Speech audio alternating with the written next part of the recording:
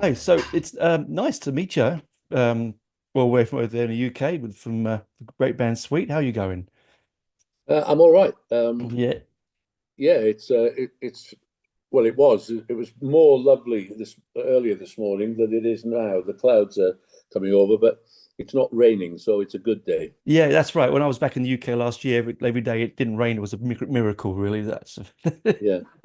Where are you based? I'm based in Canberra, which is the capital of Australia. Oh, I know that. Yeah, yeah, We did a gig there with Susie, I think. you did. It was Oh, yeah. fantastic. Mm, Yeah, yeah. mm. But yeah, unfortunately, you're not come here this time round. But I'm going to grab you when you're in Sydney, which will be good. Yeah. So Okay. yeah, yeah, yeah. So is this? Sorry, Sam? Which show in Sydney are you thinking of coming to? The first one, the first one. I've got it written down here. There's a lot because you're Is it doing the 11 shows. factory? The factory, that's it. Yeah, yeah. Because your Yeah. Melbourne Okay. show is sold out already, which is amazing. Yeah. Yeah, That's we've had a few of the dates sell out, and I know you wanted to put a second show in Melbourne, but the date just doesn't fit. no, it's such. I mean, you're And doing 11 shows. It's a lot in yeah, Australia. Yeah. yeah, and I think we might be doing two more because I've been told it looks like we might be going to Tassie. Oh, that'd be fun. Have you been there before? Yeah, yeah. I've played the West Point before, so Yeah, mm. nice. Yeah, yeah. I mean, you've toured this country a fair bit in the past, haven't you? Yeah. Tasmania Hmm. is one of the places that I really enjoyed going to because one of the rangers or the minister for agriculture and fisheries of Tasmania was a Sweet fan, Oh, there you and go. he came to meet me in the hotel, and he said, "I've got a ranger who will take you out on. You've got a day off tomorrow, who will take you out." Into the wilds, and you go for lunch in like a little one of these outback cafe hotel places, and he said they'll stop at a couple of creeks. He'll show you some of the trout, Oh, spawning, and do a little bit of fishing and go out on a boat. And it's exactly what we did. But I had a great day. oh, And brilliant, one of the brilliant. funniest things was my wife knows this story, so we stopped at this hotel place for lunch, um, and this little creature came across the floor towards me, and it's a little wombat. Oh, they're beautiful creatures. Yeah, Yeah, yeah. and I've gone. Oh, I said he's missing some hair off the back, and one of the guys sitting at the bar said, "Yeah," he said he gets the poor little bugger gets too close to the fire, so we have to throw beer on him to put him out. Such an Australian thing to say, right?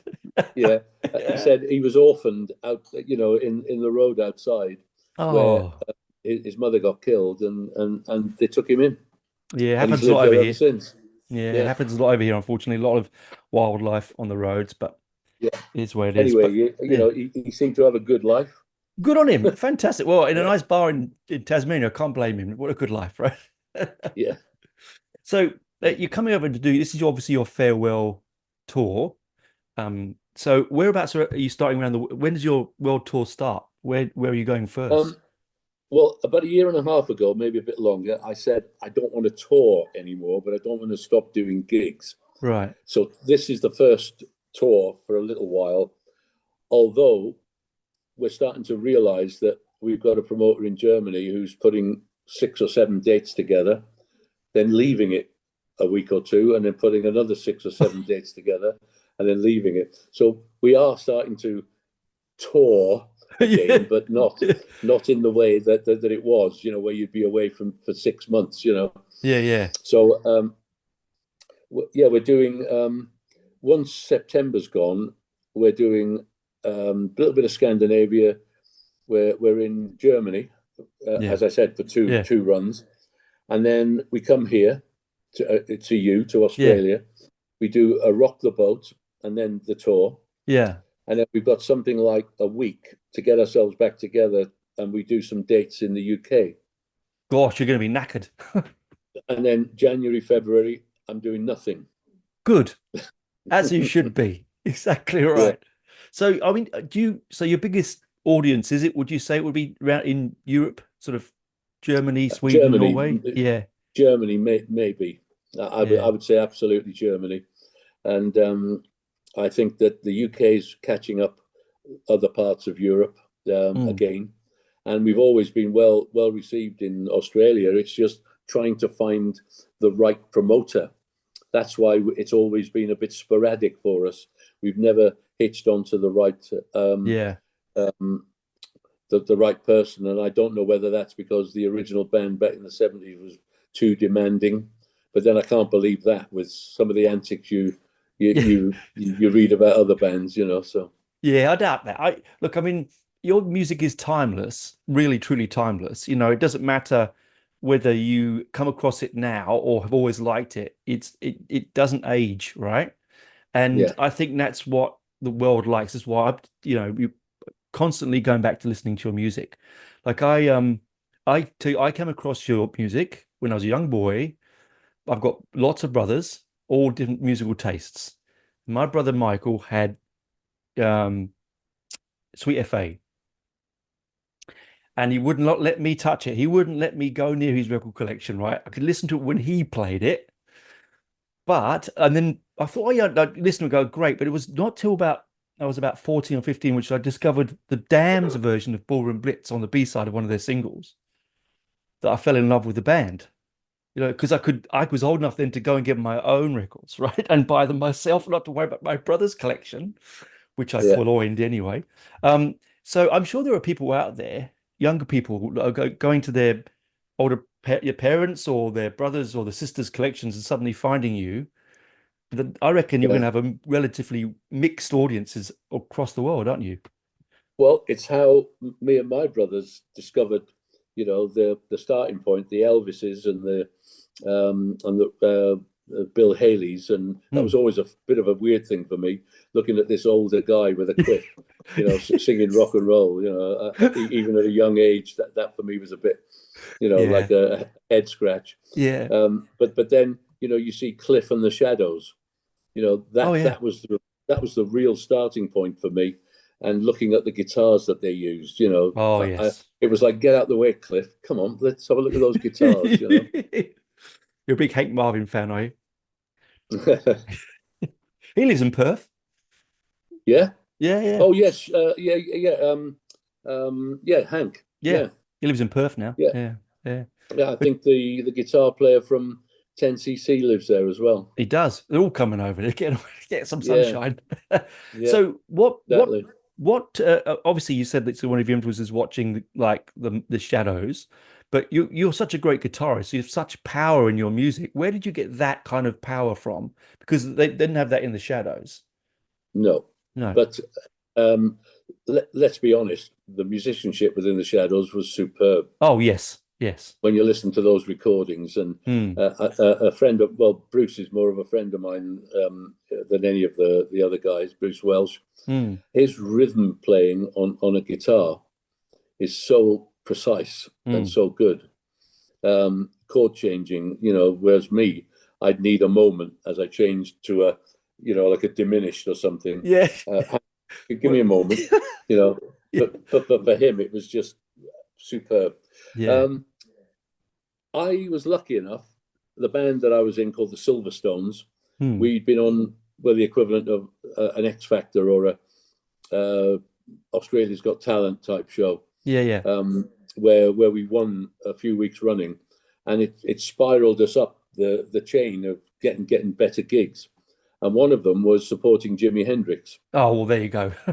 in 1967, Wow. and I'm stood on the side of the stage. I could have tuned his guitar from where I was standing. Oh, Um, uh, and I went, oh, because I'd heard the record, yeah. um, Hey Joe, Yeah. and I just thought, that is not representative of what this is.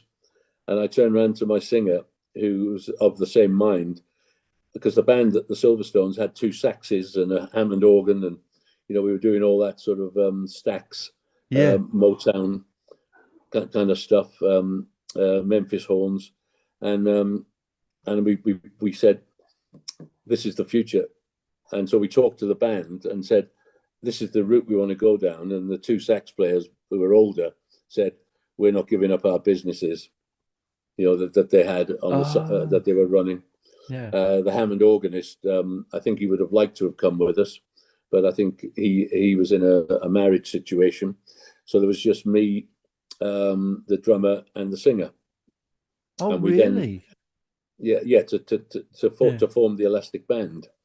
Great name. After Great name. a couple of months, we found a drummer that was playing with the band that would become Mott the Hoople, who Oh, at that time were splitting up. So he joined. So we had a new drummer, and my brother became the bass player. wow. So that was the Elastic Band, and the singer was a good keyboard player anyway, and so we had a flute keyboard player. In fact, probably a few years later, there was a band called um, from the Netherlands who did this. Uh, oh, I'm trying to Not remember the name of not the band. focus. Focus, that's Yeah. it. Yeah. It was a little bit like that, I Yeah. suppose, crossed with Jethro Tull, and Oh, wow. we used to do Deep Purple's "Hush" as one Yes. of our cover versions. So yeah, and we were making inroads then, and then all of a sudden we realised, my brother and we realised you've got to be in London. So we moved to London, and then I hitched up with Sweet, who I'd met before, but I never envisaged being in a pop band. Yeah. Yeah. But it was Yeah. probably, but I'll tell you something. It was the best thing that I ever did, because I thought to myself, I've never seen at the gigs we were doing with the Elastic Band, I've never seen so many girls in front of us. Never It's mind just anything else. probably old So, beards and long. Yeah. That's right. yeah. So because I listened to your music when I listened to it, particularly as a guitarist, like the solo in Love Like Oxygen. Love is Like Oxygen. It's just a crazy the live solo you do on that. I've got a live album you put out about 10 years ago, and it just blows in my mind. So you can see that, you can see, sort of hear that Hendrix influencing. Are you Mm. really driven by the blues as well? Would you say you Um, well, when I first started to play guitar, it was things like Muddy Waters. There was a band in England called the Yardbirds. yes. Yep. And obviously you find Clapton, and then you find Jeff Beck, and then you see Led Zeppelin with Jimmy Page. With It's Peter all Green. steeped in that, Yeah. Yeah. Wow. and out of the Midlands was coming Black Sabbath and bands like this. And then I got to know Slade, Yeah. who were another Midlands band. When I was in the Elastic Band, and it's it's a it all comes from the same neck of the woods, I think. Mm. People in rock. I think that there's a lot of modern rock that probably starts with Eddie Van Halen. Now, I'm not saying that's wrong, No. because that he had more feeling and Mm. playing at that speed than a lot of blues players. But Yeah. but people come in shredding. They don't learn the power of one note, Yeah, I had this like Eric conversation. Clapton. Yeah, I had this You know, conversation with a friend of mine only recently. Exactly the same thing. I said, "Where's the blues gone?" Because it's all just you yeah, can play a million notes, but it's got no feeling to it. You yeah, can have the speed you want all up and down as much as you like, but yeah. Well, there's no depth. I can't with this hand now. Oh, but you did it. It's not Oh, like you I didn't. had my days, but it wasn't really shredding. You had to play all the notes back then. That's right. Yeah, you had to be able to sound them all out, right? Speaking Yeah. of that, so on the set list you're bringing to here, um, obviously you're going to be covering all the classics, like I said, like Love Is Like Oxygen and Ballroom Blitz and Blackout and stuff like that. Um, are you going to do some deep dive, deep cuts in there from early albums, or Well, because we don't get there that often, the set's not going to be this short and sweet. All the hits and off. There's going to be some new stuff um, from the new album. mm, We're going to be doing the hits. We have to.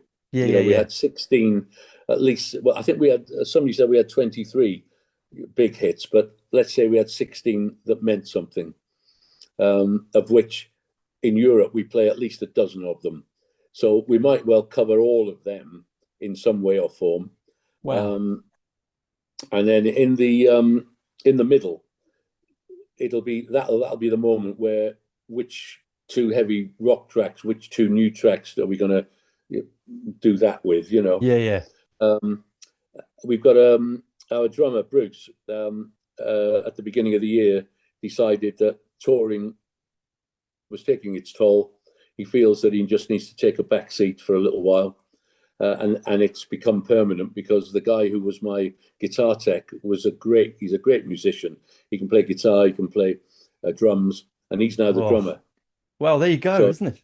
but what he's brought in, Hmm. because Bruce is like me, old school, he's brought in the little box with a little pad on it. So Oh, synth. all of a sudden, some of the sounds that weren't there are there. Those little Oh, explosive things, or yeah, you know yeah, so yeah. so it's all still kind of live, but it's all, there's a little bit of electronics going on, not like click track, and when we're miming, none of that. No. None of us could do that. And so I've got my younger guy who's the co-producer of the new album is on keyboards and guitar, and with the drummer, the two of them have got the little technicals going.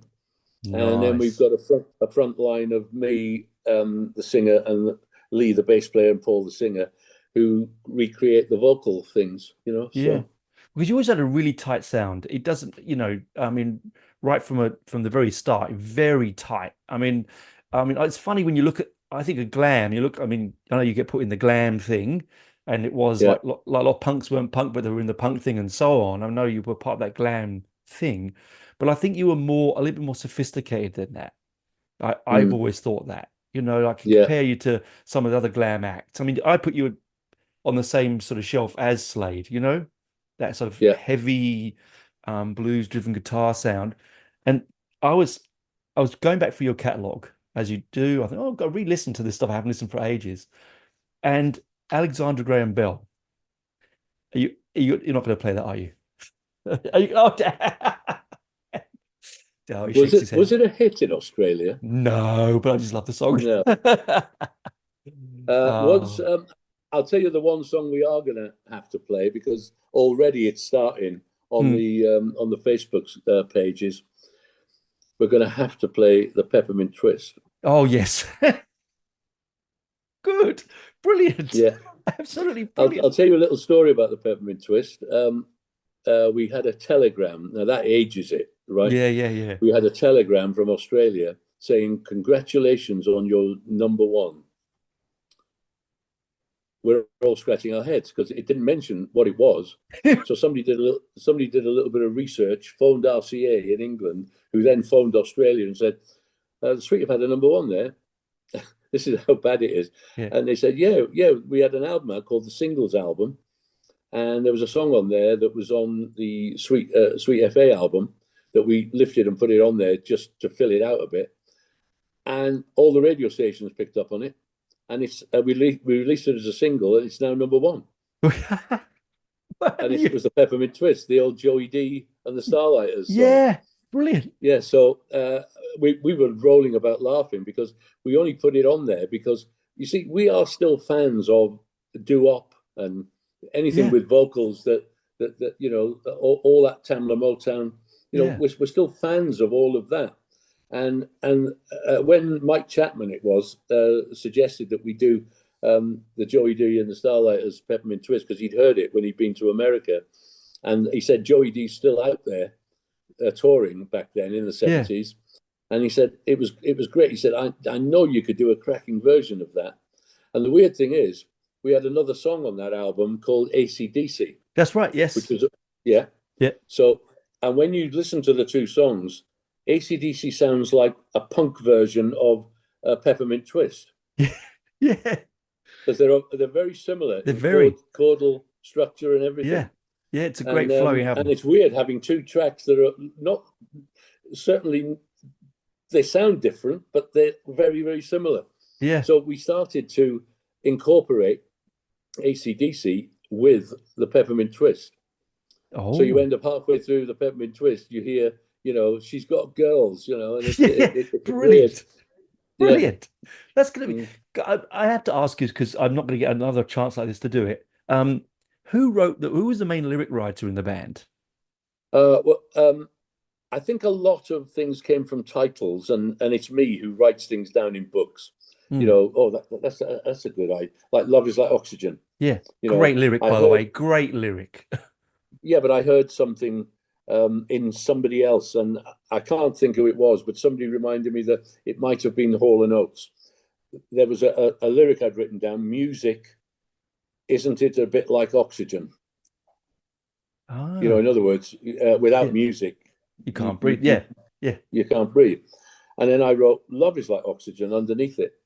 And I was looking for an idea that would go with that. And then I finished the lyrics like, "Love is like oxygen. You get too much, you get too high. Not enough, you're going to die. Love gets you high." Brilliant. And I was just looking for something to go in with that. And then the co-writer who gave me the ideas for the music was our sound engineer, who used to get up on stage and play the piano for a little while. And this one day he said, "I've got this little symphony going on in my head," and it was the da da da da, and then it was the ding ding ding ding ding ding ding ding ding ding. And I thought, can I record those two bits? And I recorded them, and then I went away and came back. This is what I see, and he's gone, "Yeah, I can see that." And then when we got to record it, I hadn't quite finished the lyrics or the full melody, but I said to this arranger, a keyboard player who got involved with us, "We need to get the track organized, then I can finish the verses."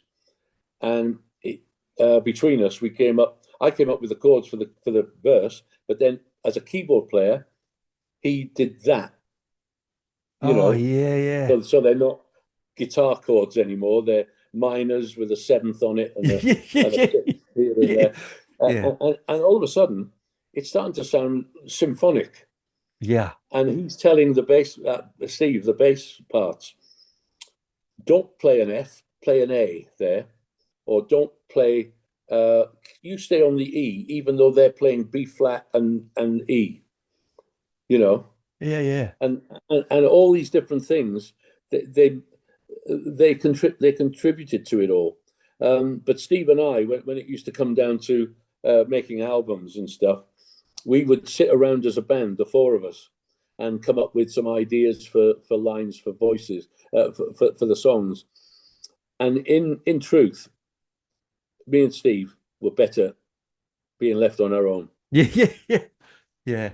So Yeah, not too many and then somebody cooks. else, Yeah. somebody else would then look at it and go, "That word there," and we go, "No, you're right," and that then the lyric was done. But Wow. um, I sometimes used to appear with complete songs, you know, like "Set Me Free" or "Love Is Like Oxygen," you know, Oh, where nobody else has participated. yeah. I love that song. I have the question. Well, I've got you. The obviously the Fox on the Run. Okay. Great, great, brilliant piece of music. Did you ever get in trouble with the little wordplay in the middle there? You know, for Fox's sake, did you ever get get that? Well, I try not to mention this, but for Foxy, yeah, for Yeah, fuck's sake, yeah. that it was Mick Tucker who actually spotted it almost straight away. I went, "Well, we need something, and we need it to be the Steve Priest line, you know, Hmm. Foxy on the run for Foxy," and that was a tribute to the Who, you know, where there was a bit of a stutter Yes, in my in generation. my generation, Yeah. yeah. And we went, "For Foxy," and Mick went, "For fuck's sake." You know, we all went, "Oh no." But you have to, you know, there was always parody in what we did. Like there's the backwards bit that you barely hear. There's some backwards voices Hmm. in action. Yes. It's it's the words are, "You kiss my," Yeah. turned around Oh, and put through a filter, yeah. and in the background you got this, you know, and it just sounds like some backing vocal, but it was Wow. our little way of putting little messages in, you know. Isn't that fun that you could do that? That do it then. I'm sure you'd still do it now, but that would I think you'd do as much fun as that. That sounds Well, the hilarious. Beatles did it all the time, didn't they? That's right. Well, speaking of Beatles, you do some fantastic covers of their stuff, so Mm. I love that stuff. But yeah, yeah. So, how do you go with the flying over here these days? You find it all right? It's a long way to come, isn't it? I've not done it since the QSP thing, uh, Ah, but this time I'm contemplating. I'm going to bring my wife to the Rock the Boat and the first couple of shows on the tour, yeah. uh, and I'm contemplating stopping in somewhere like Singapore for a night Oh, very nice. Singapore's lovely. to, to just try and break the Monotony of thing, it. you know. Yeah. It's very humid Um, there, but it's lovely. Yeah. yeah, and then obviously I think we're kicking off in Melbourne, so we might just well no, we've got to get on the boat first, so it'll be flying into Sydney, Yeah. and then she'll fly home from Melbourne or something like that. So, Nice.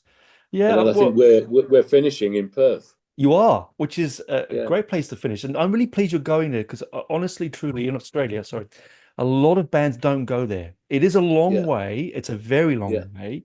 This country's Look, vast. we've always had fans in Perth, and I kept saying to the promoter because his first draft was literally Melbourne, Sydney, one up on the Gold Coast and a Yeah. bit further, and one in. And I said nobody goes out there. We've got fans out there because the last time we went out there, we did two shows at the Regent or something like that, Yes. you know. And I said to him, we've got to try and include it, and he's managed to do that, you Good. know. Yeah. So, so we're coming out to Perth I'm really now. pleased. I'm of a mind. Uh, we need to get back because we're going to be touring in the UK. But I'm hoping that we have a day's grace before we play in Perth so that I have at least one day to just do a few old haunts, go down to Fremantle and, Oh, just lovely. do a few things, you know? Yeah, it's so lovely there. It's such a Yeah. lovely part of the world. It's just so Mm, far away from everything. That's the only yeah. thing. But I think there's a bit of jealousy as well, isn't there? Because you're the state that pays for everything, aren't you? That's yeah, exactly right. Yes, with the government state, that's it. Like the Washington of Australia. Yeah, Oh well, I like it here. It has seasons. I like the yeah, seasons. I don't know yeah, if it could just be hot all the time. I'd probably go mad. I think you do need some yeah, wintry. But yeah. But at yeah, least it's not Tassie, is it? no, it's not that cold. No, it's not near the Arctic or wherever it is. But All right. yeah, Look, it's been it's been a brilliant talking pleasure. to you. Yeah, thanks, Yeah. man. And I'm really looking forward to seeing you in Sydney, and I hope you have a really good tour. Okay. And if you want to do another one leading up to the tour, just get hold of the promoter and say he did say he might do one as we get closer. So I'll do yeah, that. Absolutely. Peace out, my friend. yeah, yeah. See you, mate.